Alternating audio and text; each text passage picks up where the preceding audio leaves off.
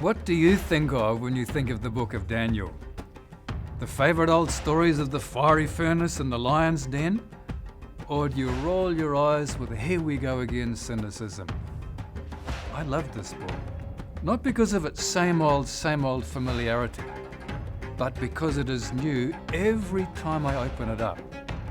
There is much that is new and fresh about this book, and that's what I would like to explore with you. For example, did you realize that in each chapter of the book there is a different aspect of the character of God? In the first chapter, God is portrayed as a God who stays with his people despite the depth of their crisis. In chapter 2, God is shown to be the only one who can give us insight when no one else has a clue, even the ones that everybody looks to for the answers.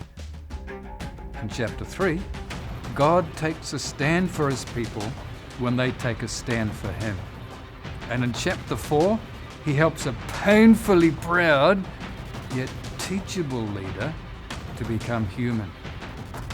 This is in contrast to chapter 5. King Belshazzar was just too full of himself, so because of his persistent pride, God did not stand in the way of his great fall.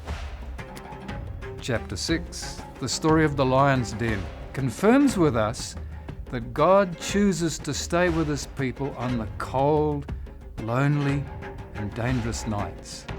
And chapter 7 reveals God as holding nations accountable for the torment they have been to surrounding nations. In a similar vein, chapter 8 very clearly affirms that God sets a time limit on evil. Evil will not bleed on forever, but will one day be forever dispatched. Chapter 9 assures us that God hears and he answers our prayer. Chapter 10 pulls back the curtains to show us that God restrains and guides the vagaries of international politics. Chapter 11 reminds us that God is the God of history, while chapter 12 informs us that God is the God of deliverance. I like that. This is not just a book to titivate the curiosity, but to answer our deepest spiritual needs. It is no surprise then that the enemy of God would enshroud this book with the weird and the fanciful, with a liberal dose of irrelevance and cynicism tacked on. So I challenge you to set out on a journey with me, to see this book through fresh eyes.